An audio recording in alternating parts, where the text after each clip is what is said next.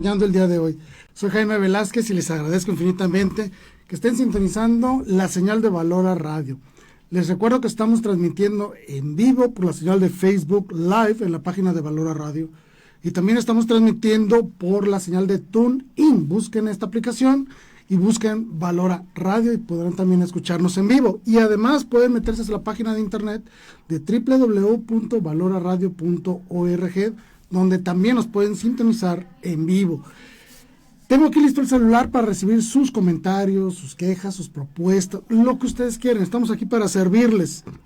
Y obviamente poder participar con ustedes, interactuar con ustedes, que es algo que la verdad es de lo que más me gusta, porque puedo conocer mucho de lo que ustedes piensan o opinan, no solo del tema, sino de toda la labor que realiza Valora Radio a través de estos medios. De verdad, muchísimas gracias por ser parte de este grupo de personas que incansablemente luchamos día con día para poder llevar la palabra de Dios a todo el mundo y sobre todo tratar de construir la sociedad, la cultura del amor en nuestro mundo. Gracias por ser parte de nosotros, gracias de verdad. Hoy tengo un tema teológico, pero importante, no lo quiero manejar a un nivel teológico. ¿Por qué? Porque es un tema que amerita platicarse de una manera sencilla, para que le permita a cualquier persona que esté entrando en el conocimiento de Dios o entrando en el conocimiento de la doctrina de la fe, empiece con estas bases a ampliar o aumentar sus conocimientos sobre cada uno de los temas de teología. Desafortunadamente tenemos la mala idea de que hablar de teología, hablar de filosofía o hablar de moral, ética, todo este tipo de temas, es algo muy complejo y es algo que amerita una gran cantidad de conocimientos, de, no sé, técnicos, de lenguaje, de historia. No, realmente no. La teología es hablar de Dios. Cada vez que hablamos de Dios estamos haciendo teología, es decir, conociendo a Dios. Y una de las bases principales que nosotros tenemos como iglesia es la capacidad de poder mostrar a cualquier persona, sin importar su nivel de estudios o de conocimientos, mostrar las verdades de fe de una manera tan sencilla que le permita conocerlas. Tal vez no comprenderlas a fondo, obviamente no, hay muchas cosas que sobrepasan nuestra capacidad humana para entender sobre Dios. Pero eso no significa que no podamos tratar cualquier tema, por muy complejo que este tema sea, pero de una manera muy sencilla, fácil, que nos permita crear una base bien estructurada, muy sencilla, muy clara, para poder empezar a conocer más sobre Dios y sobre todo poder tener un diálogo, ya sea de apologética o de evangelización con otras personas, partiendo de bases sólidas, aunque no comprendamos la profundidad de todos los misterios de Dios. Y este es uno de los temas fundamentales de esos misterios de Dios, que es la Santísima Trinidad. Ayer celebramos la fiesta de la Santísima Trinidad. Ayer fue un día muy especial para la iglesia. Pero este tema de la Trinidad, como me di cuenta durante la homilía del sacerdote, es que muchas personas a lo mejor no entienden estos conceptos. Muchos no ponen atención, muchos no se ponen a indagar y no logran comprender de alguna manera lo que es la Santísima Trinidad, que al final de cuentas es la parte central de nuestra fe.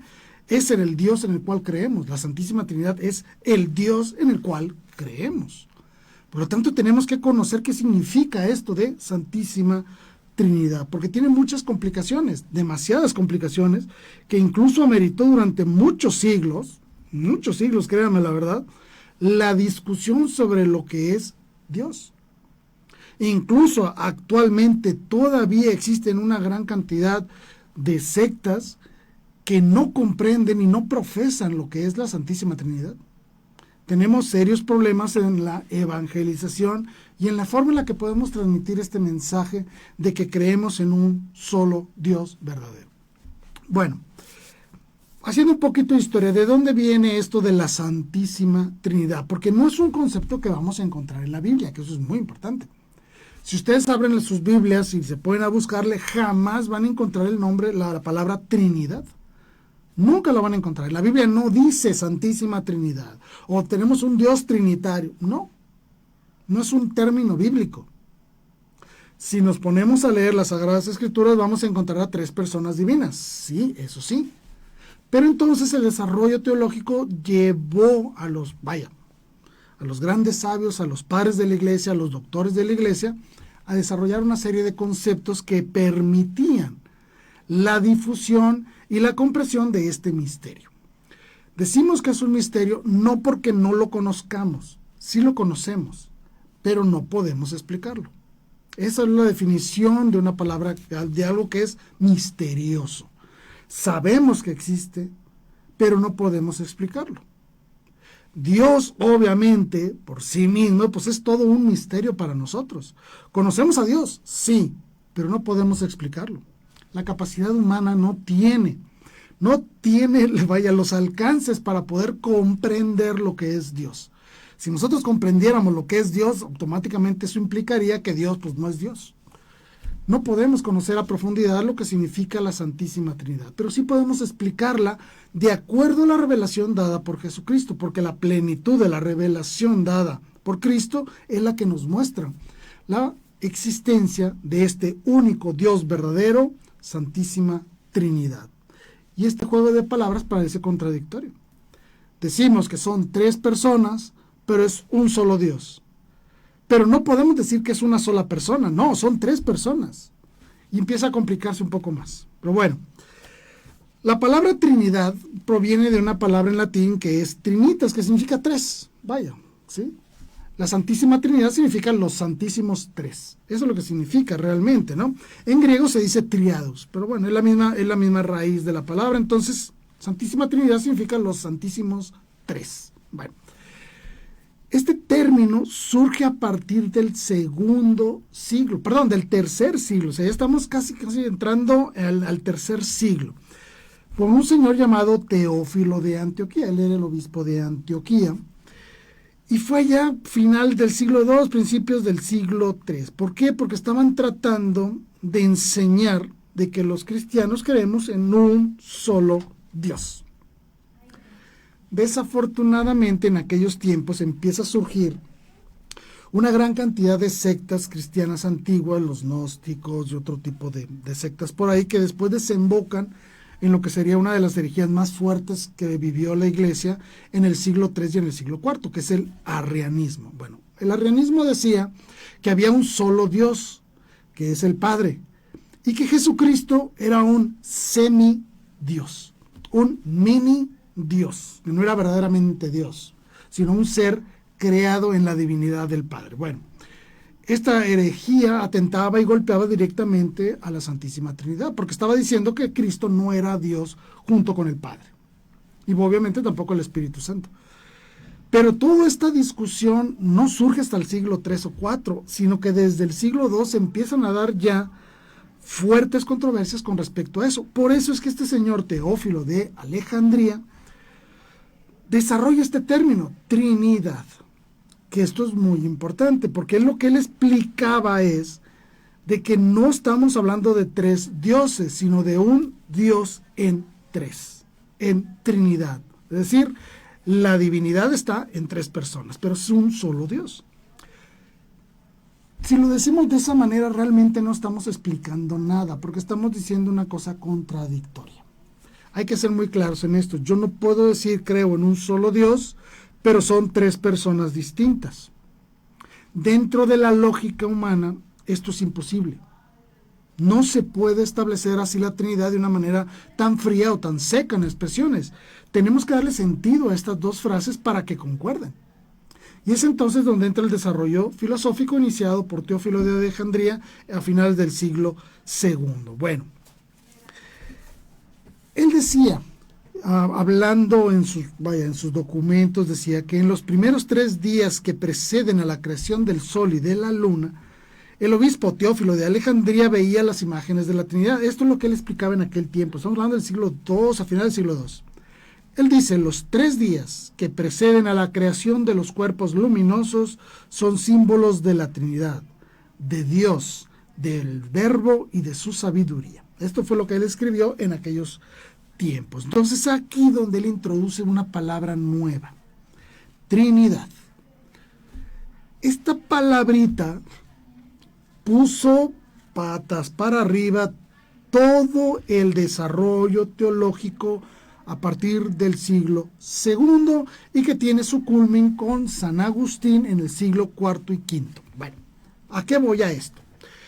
Porque no es fácil explicar este concepto. Por eso tengo que recurrir a lo que dice el Catecismo de la Iglesia Católica. Y dice así: la Iglesia expresa su fe trinitaria. Tres, ahí está diciendo una fe trinitaria en tres personas, pero confesando un solo Dios en tres personas. O sea, un solo Dios, tres personas. Padre, Hijo y Espíritu Santo. Las tres divinas personas son un solo Dios, porque cada una de ellas, cada una de estas tres personas es idéntica en la plenitud de la única e indivisible naturaleza divina. ¿Vieron el juego de palabras que estoy usando? Está hablando de tres, pero a la vez de uno, tres y uno, tres y uno. Está jugando con estas formas para poder crear una forma de explicar la Trinidad. Y me atrevo, lo vuelvo a leer. Las tres personas divinas son un solo Dios, porque cada una de estas tres personas es idéntica a la plenitud de la única e indivisible naturaleza humana. Esto es muy importante. No significa que son tres naturalezas divinas, no, es una sola. Esto es muy importante y lo voy a tratar de explicar así. Los seres humanos, por ejemplo, todos y cada uno de nosotros poseemos una naturaleza humana. ¿Se entiende? Por lo tanto, cada ser humano es único. Bueno, con Dios no pasa esto. Estas tres personas divinas, diferentes entre ellos, identificables entre ellos, no son tres sustancias, no son tres naturalezas diferentes, no, es una sola sustancia divina. Por eso decimos que hay un solo Dios, es un solo Dios.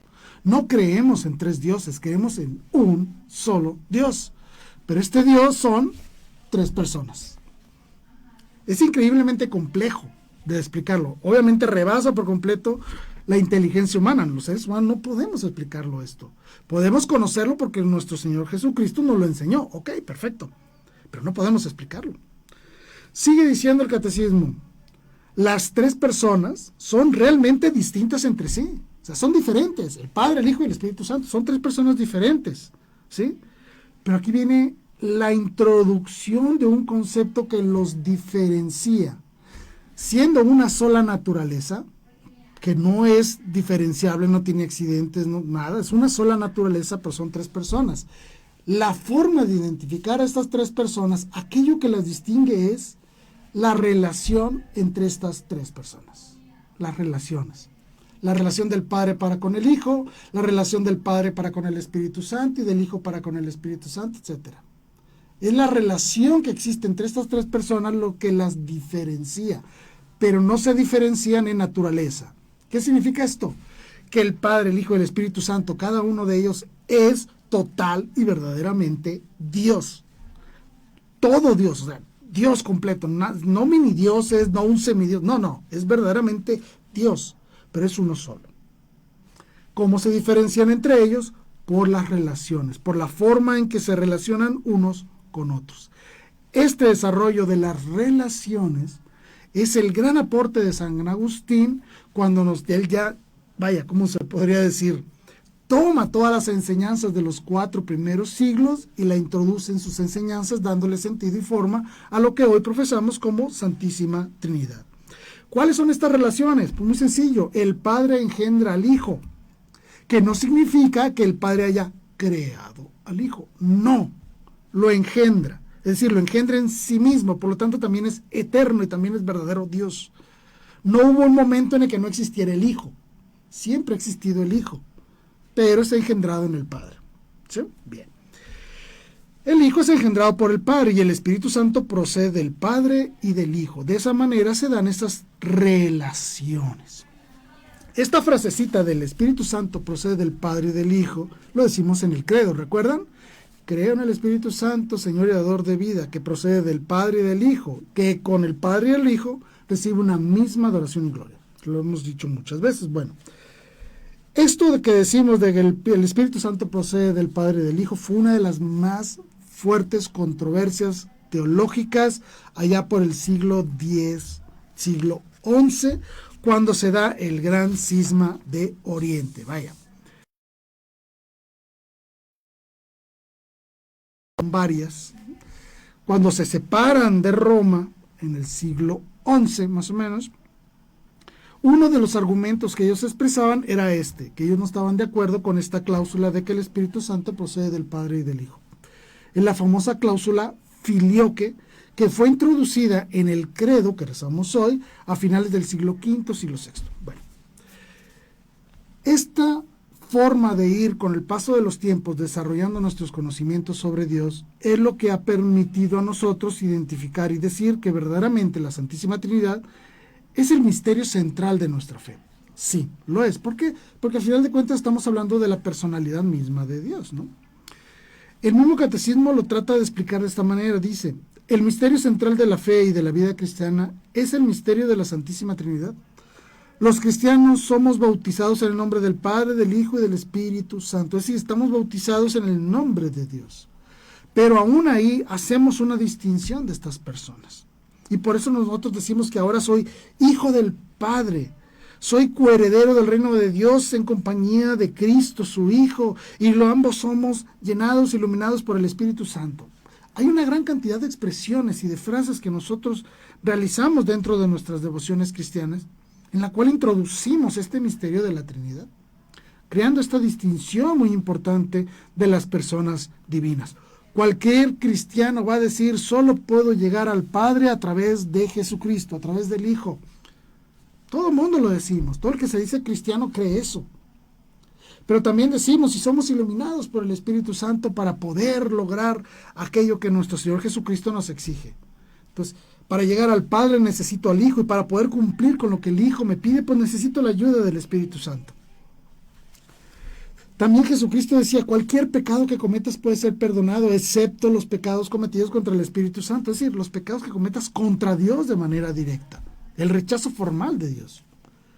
Hay muchas frases dentro de las Sagradas Escrituras que nos permiten ver la existencia de la Santísima Trinidad. Y repito, porque esto es importante, si alguien me pregunta si creo en un Dios trinitario, yo voy a decir que sí. Si me dicen que creo en 3 dioses, voy a decir que no. Entonces me van a preguntar que si creo en un solo Dios, voy a decir que sí. Y van a preguntarme, ¿pero son 3 diferentes personas? Sí, pero no son 3 dioses. Esto es lo más importante que nosotros tenemos que aprender sobre la Trinidad. Creo en un solo Dios, 3 personas divinas, pero son un solo Dios. No son 3 dioses. Entonces, cuando alguien nos acuse de que creemos en 3 dioses, decirle simple y sencillamente, no creo en 3 dioses, creo en un solo Dios. Pero es un Dios trinitario, en 3 personas que se distinguen unas a otras por la relación que existe entre ellas. Nada más. Es lo único que los diferencia, porque el Padre es tan Dios como lo es el Hijo y el Espíritu Santo, porque es un solo Dios. Bien. Ok. Traten de imaginar los graves problemas que se dieron durante muchísimos años, especialmente los primeros 4 siglos, sobre esta discusión sobre la Santísima Trinidad, sobre aquello que nuestro Señor Jesucristo nos había enseñado, porque no es fácil entenderlo. No es fácil entender cómo Jesucristo irrumpe en la vida de los judíos y empieza a hablar del Padre. Muy importante esto es parte esencial de la predicación de nuestro Señor Jesús, es la diferencia en la cual Él se aproxima al Padre. Voy a tratar de explicarlo así. La cultura judía, la religión judía, tenía prohibido incluso mencionar el nombre de Dios. Lo tenían prohibido. Nadie podía mencionar esa palabra. Es decir, lo que la zarza ardiente, Dios, le dijo a Moisés, cuando Moisés le preguntó, oiga, Señor, me mandas a Egipto a liberar al pueblo esclavo allá, perfecto, pero si me preguntan, ¿quién les digo que me envía? ¿Cuál es tu nombre? Vaya, le preguntó a Dios. Y Dios le dijo, yo soy el que soy. Bueno, esta frase, yo soy el que soy, se puede decir que es el nombre de Dios, hoy se ha traducido o se trata de manejar como el vocablo Yahvé, yo soy. Bueno, pero los judíos tenían prohibido utilizar esta palabra, ellos no podían ni siquiera escribirla o pronunciarla. Por eso es que hasta la fecha de hoy nos han llegado una gran cantidad de palabras que trataban de definir a Dios. El Señor, Adonai, el Todopoderoso, el Omnipresente. Es decir, hablaban de las cualidades de Dios, pero nunca mencionaban el nombre de Dios. Viene Jesucristo y dentro de esta cultura religiosa judía, dentro de esta cosmovisión judía, Él empieza a hablar de Dios y a hablar con Dios, con el Padre, de una manera extremadamente familiar, extremadamente íntima, como nosotros lo hacemos con nuestros papás, con nuestros hermanos, con nuestra mamá, etc. Es decir, Jesucristo no guarda ninguna distancia con el Padre. ¿Qué significa esto? Que Jesucristo le hablaba al Padre en la intimidad del Padre. Por eso le decía Abba, papá o papacito, papito. Es decir, una forma muy cariñosa de llamarle a Dios. Esto fue algo novedoso, ¿eh? Fue increíblemente novedoso. La oración de Jesucristo es increíblemente íntima con Dios. Y Él nos lo enseña en el Padre Nuestro cuando nos dice, cuando quieran rezar o orar, digan, Padre Nuestro, háblale a tu papá, tu Padre. Dios es tu Padre, es tu papá. Esto hablaba de un sentido de intimidad enorme. Los judíos se sorprendían de esta forma, ¿no? Por lo tanto, si nosotros sumamos esta cosmovisión judía, la irrupción del cristianismo con esta nueva forma de orar, y aparte le agregamos las grandes controversias y la gran incapacidad humana para poder definir el dogma de la Santísima Trinidad, durante los primeros 4 siglos fue un verdadero problema para la Iglesia expresar la primera frase de su creencia, de su doctrina. Creo en un solo Dios, pero son 3 personas distintas. Era complicadísimo. Era muy complicado y se dieron fuertes encuentros o encontronazos entre aquellas personas que fueron discípulos de los apóstoles y que posteriormente empezaron con todo el crecimiento de la iglesia y tenían que transmitir aquello que los apóstoles les habían transmitido. Bueno, para poder lograr esto, durante todo el siglo IV hubo una serie de concilios y de sínodos locales y de reuniones entre obispos, controversias, una gran cantidad de cosas durante el siglo IV. Y es a partir del concilio de Nicea en el año 325 y el primer concilio de Constantinopla en el año 381 en la que se define de manera dogmática lo que es la Trinidad. No le explica, solo la define, porque no podemos explicarla, sobrepasa nuestro entendimiento. Bueno, ¿qué hizo Nicea? ¿Qué pasó en el concilio de Nicea? ¿No? Si ustedes vieron esa película de que hablan de que la iglesia escondió el Santo Grial y que el Santo Grial era María Magdalena. ¿Recuerdan esa película que se hizo muy famosa? Bueno, ahí nos presentan el concilio de Nicea como una discusión de todos contra todos entre los religiosos. Eso no es cierto, eso no pasó ahí. Bueno, ni tampoco se creó la iglesia católica en el concilio de Nicea por Constantino, tampoco, esas son tonterías. Bueno, en el concilio de Nicea se reúnen la gran mayoría de los obispos, principalmente de Oriente, para tratar el tema de la divinidad de Jesucristo. Vaya, la pregunta era muy sencilla. ¿Jesucristo es Dios, sí o no? A eso se reunieron en Nicea. No a fundar iglesias ni nada, tonterías de esas. Bueno, a eso se reunieron, a decir, ¿Jesucristo es Dios, sí o no? Porque había un señor llamado Arrio que había enseñado que Jesucristo no era Dios. Y había una gran cantidad de obispos, verdaderos obispos con esta sucesión apostólica a lo largo ya de 4 siglos, que decían, Jesucristo es Dios, Jesucristo se presentó como Dios, aquel que murió en la cruz es verdadero Dios. Se dio un choque muy fuerte de ideas. Entonces ante todos estos problemas se convoca el concilio de Nicea, en una ciudad que se llama Nicea. Bueno, y ahí se definió que el Hijo, o sea, Jesús, es verdadero Dios. Eso es lo que dijo el concilio. ¿Ok? Entonces tenemos ya ahora sí cómo se empieza a dar un serio problema, porque inmediatamente cuando el concilio dijo, oye, ¿Jesucristo es Dios? Sí, perfecto. ¿Y el Espíritu Santo es Dios también o no? Se tuvo que hacer el concilio de Constantinopla, año 381. Y que se definió que el Espíritu Santo también es el verdadero Dios. ¿Sí? El primer concilio de Nicea fue para atacar la herejía de los arrianos que negaban la divinidad de Jesucristo.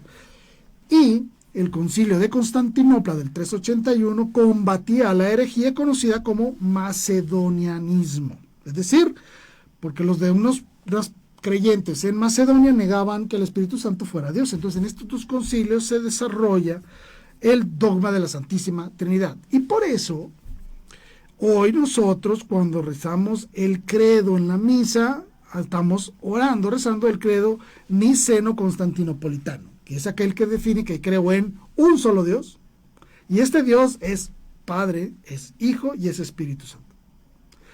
Ojo, estamos hablando de 381 años, finales del siglo IV. Y es entonces cuando llega Gran San Agustín, que no es que se invente la doctrina de la Trinidad, no, simplemente toma todo este desarrollo teológico de 4 siglos y lo plasma en sus escritos, dándole, una explicación y un orden que nos permite entonces darle continuidad a estas resoluciones de los concilios de Nicea y de Constantinopla, y poder, de esta manera, poder desarrollar a lo largo del futuro el dogma de la Santísima Trinidad, pero ya desde una base dogmatizada. ¿Qué significa esto? Desde el momento en que la Iglesia pronuncia que el Padre, el Hijo y el Espíritu Santo son verdaderamente Dios, a partir de ahora ya podemos hablar entonces de la Santísima Trinidad y de todo el desarrollo teológico que se puede hacer alrededor de estos conceptos sin golpear el concepto de la Trinidad, es decir, sin negar que el Hijo sea Dios o que el Espíritu Santo sea Dios o que son personas diferentes, porque surgió otra herejía que se llamaba modalismo, que decía que es un verdadero Dios y que la forma de Padre, Hijo y Espíritu Santo eran simples máscaras o formas o modos, pero se llaman modalismo, porque eran modos en la que este único Dios se presentaba a los hombres. Pues no, eso implica que creyéramos en un Dios que tiene un problema de esquizofrenia, pero no, esa no es la situación. Bueno, Concilio de Nicea y Concilio de Constantinopla, siglo IV, se define el dogma de la Santísima Trinidad, permitiendo ahora sí, ya con una base sólida, iniciar en el proceso de la enseñanza de la Santísima Trinidad a toda la Iglesia ya con mayor seguridad. Bueno, si yo digo hoy que la Trinidad fue perfectamente enseñada por Jesucristo, ¿por qué hay tantos problemas y tantas dudas? Ok, muy bien. Porque es algo que la razón natural no lo puede comprender. Así de sencillo. ¿Jesucristo lo enseñó? Sí. ¿Podemos entenderlo? No. Entonces hay que darle otra interpretación. Eso fue lo que pasó. Muchas personas querían llegar a la comprensión total de los misterios de Dios, sin darse cuenta que lo que estaban haciendo no era aumentar la inteligencia para llegar al conocimiento de Dios. No. Lo que estaban haciendo era reduciendo el tamaño de Dios para que cupieran mi inteligencia. Ese fue el gran problema de todos estos desarrollos teológicos y filosóficos durante muchos siglos. Bueno, que incluso todavía hay consecuencias de eso. Bien, si nosotros decimos que la Trinidad, el dogma de la Santísima Trinidad, nuestra doctrina está sustentada en la revelación divina dada por Cristo, la respuesta es sí. Por supuesto que sí. Vamos a recurrir nuevamente al catecismo para, resumir un poquito, ¿no? Dice: Dios ha dejado huellas de su ser trinitario en la creación y en el Antiguo Testamento. ¿En dónde? Muy sencillo. Si ustedes se van al Antiguo Testamento, el libro del Génesis, que es uno de los libros más antiguos, y leen sobre la formación del ser humano, ¿qué van a encontrar ahí? Dice Dios: hagamos al hombre a nuestra imagen, a nuestra semejanza. Dios está hablando en plural. No está hablando en singular. Es decir, en la Escritura no dice hagamos al hombre a mi imagen, o haré al hombre a mi imagen y a mi semejanza. No dice eso. Dice hagamos, plural, al hombre a nuestra, plural, imagen, y a nuestra, plural, semejanza. Estamos entonces encontrando que desde las primeras líneas que se escribieron de la revelación de Dios, estaba impreso el sentido de la pluralidad de personas divinas. Dios habla de sí mismo en plural, no lo hace en singular. Por eso es que aquí el catecismo dice que lo podemos ver desde la creación misma. Desde el Antiguo Testamento podemos ver estos pequeños destellos de que Dios estaba hablando en plural. ¿Sí? Muy bien. Pero la intimidad de su ser como Trinidad Santa constituye un misterio inalcanzable a la razón humana e incluso a la fe misma de Israel. Antes de la encarnación del Hijo de Dios y del Espíritu Santo era imposible para la razón humana entenderlo, conocerlo o defenderlo. Este misterio ha sido revelado por Jesucristo y es la fuente de todos los demás misterios. Claro que sí. Es nuestro Señor Jesucristo quien nos muestra al Padre y nos muestra que enviará al Espíritu Santo. Hace una distinción de personas. ¿Sí? Entonces, ante esta controversia es como se van desarrollando los tratados teológicos que desembocan al final del siglo IV, siglo V sobre el dogma de la Santísima Trinidad. Muy bien. Pero, ¿qué les parece si vamos así de manera muy sencillita? Vamos a la Biblia. ¿Sí? ¿Qué les parece? Vamos a la Biblia. ¿Sí? Bueno. Porque digo, no sé si ustedes sepan, pero a nosotros los católicos nos gusta mucho la Biblia. Por eso es que la hicimos. Sí. Los católicos la hicimos, sí, nosotros la proclamamos, sí, nosotros la juntamos y la encuadernamos en un solo libro, sí, aunque eso le duele a muchas personas, pero es la verdad, la Biblia es católica. Bueno, vamos a irnos por partes.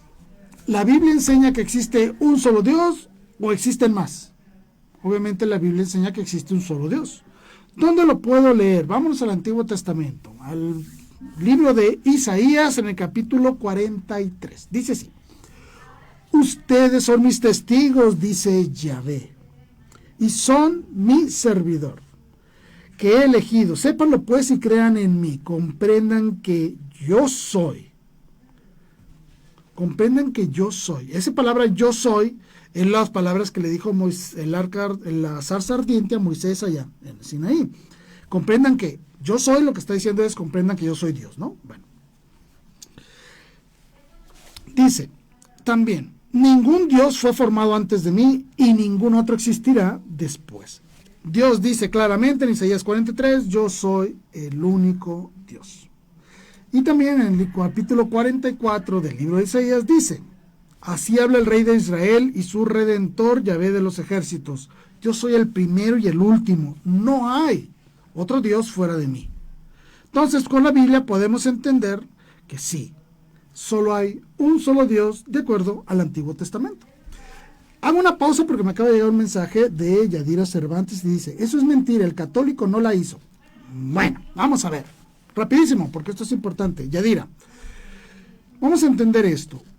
Durante los primeros 4 siglos no había Biblia. ¿Sí? Que quede claro, no existía esa cosa llamada Biblia, no existía. Estaban las Sagradas Escrituras de los judíos, eso sí existía, pero no era una Biblia. ¿Okay?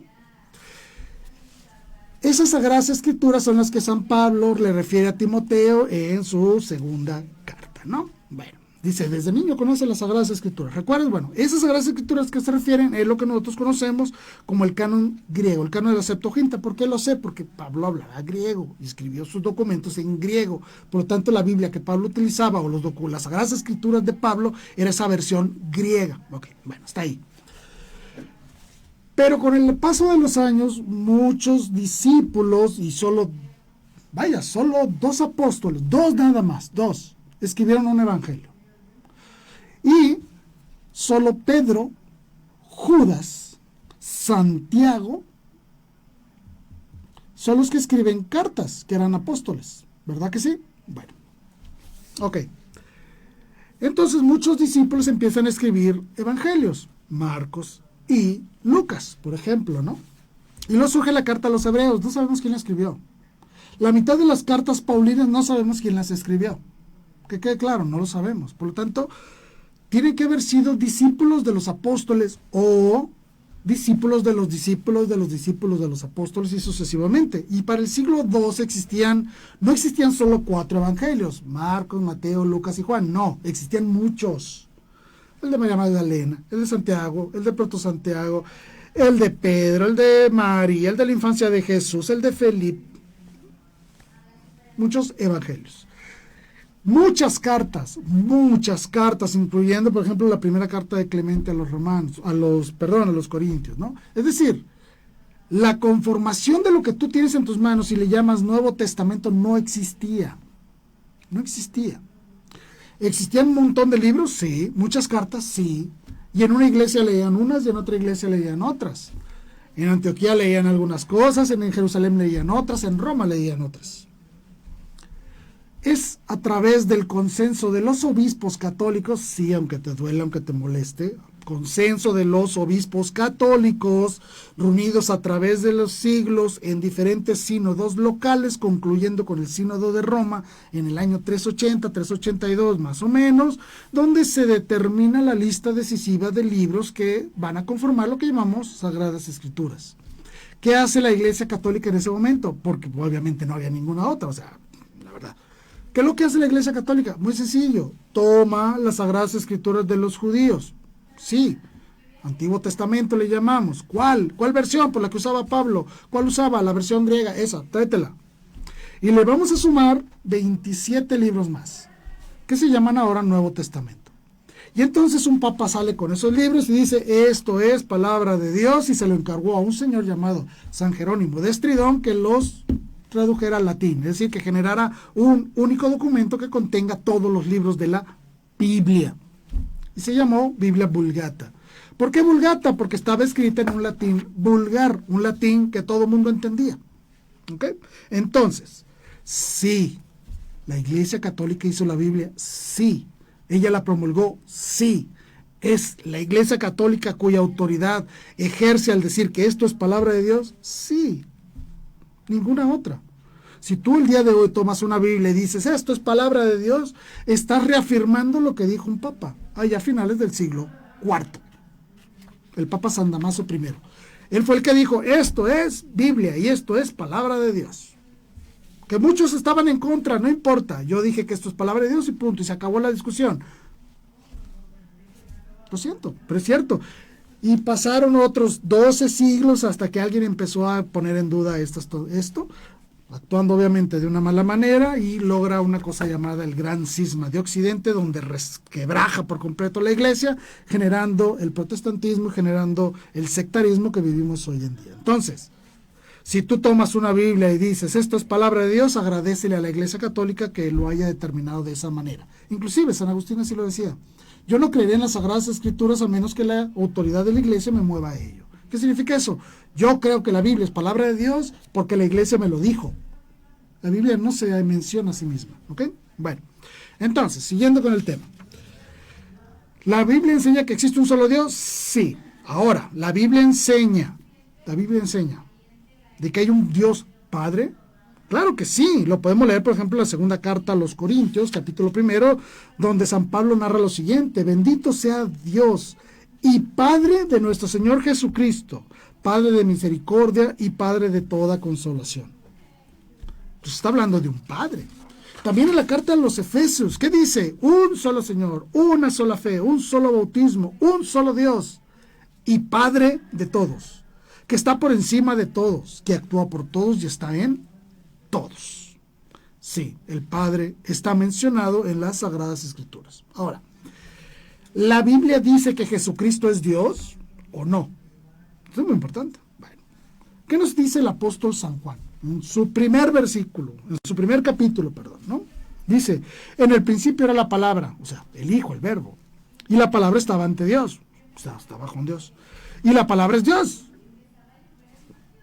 Está diciendo entonces que la palabra es verdaderamente Dios. Y después dice en el versículo 14, y la palabra se hizo carne. Se está hablando que Jesucristo es la palabra de Dios, que está con Dios y es Dios. No que es el Padre. Lo que está diciendo San Juan es creando una distinción entre ellos. Dice, al principio era la palabra. O sea, la palabra existía antes de todo. Eso es lo que está diciendo el principio. Dice, y la palabra estaba ante Dios. Estaba en compañía del Padre. Y la palabra es Dios, la palabra era Dios. Es decir, que el Hijo estaba en la presencia del Padre desde el principio, desde siempre, y tiene la misma naturaleza que el Padre, es Dios. Y luego dice en el versículo 14, y esa palabra, el Verbo de Dios, se hizo carne, se hizo hombre y puso su tienda entre nosotros y hemos visto su gloria. Hemos visto a Cristo, la gloria que recibe el Padre y el Hijo único, que Él todo es amoroso y verdadero. Eso es lo que dice San Juan. Nos está diciendo que el Hijo es verdaderamente Padre. Es Dios, perdón. El Hijo es verdaderamente Dios. También en Juan 20 dice, cuando Jesucristo resucita, y Tomás no creía que Jesucristo había resucitado, y dijo, hasta que no meta mis dedos en las llagas de los clavos y cosas de eso, voy a creer. Bueno, entonces le aparece Jesucristo después y le dice, pon tu dedo aquí, mira mis manos. Aquí están las los hoyos de los clavos. Mete tu mano aquí en mi costado donde entró la lanza. ¿Sí? Y le dice Jesucristo a Tomás, deja de negar y cree. ¿Y qué dijo Santo Tomás en ese momento? Señor mío y Dios mío. Facilito. El mismo Tomás confiesa en ese momento que Jesucristo es verdaderamente Dios. Ahora, vamos por un punto mucho más importante. ¿El Espíritu Santo también es Dios, según la Biblia? Aprovecho para mandar un saludo a Roberto Juárez Tobilla. Roberto, te mando un abrazo. Gracias por estar aquí con nosotros. Dice, muy buena explicación de la Biblia, que fue la Iglesia Católica, la que la ordenó, la organizó con capítulos, versículos. ¡Claro! Vaya, él tomó todo un montón de libros, descartó muchos otros, claro que sí, y dijo, esto es palabra de Dios, y la ordenó, y la canonizó, y es la que nos dice hoy en día, esto es palabra de Dios. La Biblia no dice, la Biblia es palabra de Dios, no. Es la autoridad de la iglesia la que promulga que estos libros son palabra de Dios, que son aquí donde se debe estar contenida la doctrina y nuestra fe, y que estos documentos tienen que ser enseñados a lo largo de la historia como verdaderamente palabra de Dios. Quiero conocer a Dios, aquí están las escrituras que hablan de Dios. Eso lo hizo la Iglesia Católica. Perfecto. Gracias, Roberto, te mando un abrazo. Bien. ¿El Espíritu Santo es Dios? Vámonos a la Biblia. ¿Qué dice la Biblia? En Hechos, capítulo 13, dice, mientras celebraban el culto del Señor, o sea, la misa, sí, así se llama, la misa, en el siglo I del libro de los Hechos, y ayunaban, el Espíritu Santo dijo, ojo, el Espíritu Santo dijo, quiere decir que tiene, vaya, voluntad, actúa, tiene autoridad. Separarme a Bernabé y a Saulo para la obra a la que los he llamado. El Espíritu Santo tiene autoridad. ¿Sí? Vámonos al capítulo 5 del libro de los Hechos. Pedro le dijo a Ananías, ¿por qué has dejado que Satanás se apoderara de tu corazón? Te has guardado una parte del dinero. ¿Por qué intentas engañar al Espíritu Santo? Podías guardar tu propiedad y si la vendías podías también quedarte con todo. ¿Por qué has hecho eso? No has mentido a los hombres, sino que le has mentido a Dios. Ojo, Pedro le dice, ¿por qué intentas engañar al Espíritu Santo? ¿Por qué le mientes a Dios? Eso es lo que está diciendo Pedro. Pedro, en este confrontamiento que tiene con Ananías, crea esta perfecta distinción de que tratar de engañar al Espíritu Santo es tratar de engañar a Dios. Entonces, sí, la Biblia nos dice entonces que hay un solo Dios, pero que Dios es Padre, Hijo y Espíritu Santo. Y estas distinciones se pueden demostrar con las Sagradas Escrituras. Claro que sí. Vámonos a Mateo, por ejemplo, capítulo 11. En aquella ocasión Jesús exclamó, yo te alabo, Padre, Señor del cielo y de la tierra. Ojo, aquí hay una distinción. Yo que soy el Hijo, o sea Jesús, yo que soy el Hijo, te alabo a ti, Padre, Señor del cielo y de la tierra. Ya sé que hay una distinción. El Hijo está alabando al Padre. Es decir, una persona alaba a otra. ¿Sí? Y dice, ¿por qué has mantenido ocultas estas cosas a los sabios y entendidos y las has revelado a la gente sencilla? Sí, Padre, pues así fue de tu agrado. Mi Padre ha puesto todas las cosas en mis manos. Nadie conoce al Hijo sino el Padre y nadie conoce al Padre sino el Hijo. Ahí está creando una igualdad de naturaleza. ¿Sí? Porque hablar de conocer significa comprender en su totalidad algo. Es decir, yo conozco al Padre y el Padre conoce al Hijo. Crea una distinción, pero a la vez los coloca como iguales. ¿Sí? Y aquellos a quienes el Hijo se lo quiera dar a conocer. Es decir, el Hijo tiene autoridad y la gran misión de mostrar a los demás la existencia del Padre. Ahí se crea una distinción entre el Padre y el Hijo. Esto queda claro también entonces que esta distinción de personas también aplica para el Espíritu Santo. ¿Cómo lo podemos saber? Muy fácil, capítulo 14 del Evangelio según San Juan. ¿Qué dice ahí? Fíjense lo que dice Jesucristo. Le dice, y yo, o sea, yo, una persona, le pediré al Padre, o sea, a otra persona, que les dé otro paráclito, una tercera persona, el paráclito, el Espíritu Santo, para que esté con ustedes para siempre. Ese paráclito es el Espíritu de la verdad, a quien el mundo no puede recibir porque no lo ve ni le conoce, pero ustedes lo conocen, porque ahora mora en ustedes. Aquí Jesucristo está creando una clarísima distinción de las tres personas divinas. Está diciendo, yo, el Hijo, voy a rogarle al Padre para que les mande al otro Paráclito, al tercero, al Espíritu Santo. Entonces, clarísimo, con las Sagradas Escrituras, ¿existe un Dios? Sí. ¿Existe un Padre? Sí. ¿Un Hijo? Sí. ¿Un Espíritu Santo? Sí. ¿Son la misma persona? No. Son tres personas diferentes y están plenamente distinguibles y diferenciables en las Sagradas Escrituras. Y a través del desarrollo teológico y filosófico podemos entender hoy en día que esta distinción no es en su naturaleza. No, porque es una sola naturaleza divina. La distinción está en la relación entre ellos. Cómo se relacionan unos con otros. ¿Se entiende? Eso es la Trinidad. Y obviamente una de las grandísimas controversias es el tema de la filioque. ¿De dónde viene el Espíritu Santo? ¿Solo del Padre o del Padre y del Hijo? Nosotros católicos decimos que el Espíritu Santo procede del Padre y del Hijo. Esta expresión no es aceptada por las iglesias ortodoxas. No. Ellos dicen que el Espíritu Santo solo procede del Padre. No. Sin entrar en controversias, voy a explicar por qué los católicos decimos que el Espíritu Santo proviene del Padre y del Hijo. De una manera muy sencilla, obviamente sustentado en las Sagradas Escrituras, porque a los católicos nos gustan mucho las Escrituras. No sé si ustedes lo sabían, pero a nosotros nos gusta mucho la Biblia. Bueno, ¿qué dice? Vamos a leer Juan 15, capítulo 15 del Evangelio según San Juan. Dice, vean lo que dice nuestro Señor Jesucristo. Cuando venga el Paráclito, o sea, cuando venga el Espíritu Santo, que yo les voy a enviar desde el Padre, por ser Él el Espíritu de verdad que procede del Padre y dará testimonio de mí. ¿Quién lo envía? Esto es muy importante. Esto habla de procedencia, de dónde viene, quién lo envía. ¿Sí? Esto es muy importante entenderlo. Cuando hablamos de que procede del Padre y el Hijo, es que el Espíritu Santo es parte esencial de la relación misma del Padre y del Hijo. Por eso es que Jesucristo dice, yo les voy a enviar al Espíritu Santo, que viene desde el Padre. ¿Sí? Es decir, hay una doble procedencia. Yo lo mando, pero viene desde el Padre. Por eso que hablamos del Padre y del Hijo. ¿Se entiende? Bien. Es por eso entonces que nosotros hoy, como Iglesia Católica, profesamos en el credo esta verdad de que el Espíritu Santo proviene del Padre y del Hijo, que procede del Padre y del Hijo, y que con el Padre y el Hijo recibe una misma adoración y gloria. ¿Sí? Muy bien. Entonces, de una manera muy sencilla, como le decía al principio del tema, pues tratamos de explicar este gran misterio de la Santísima Trinidad, que no es fácil, de verdad, créanme, no es fácil.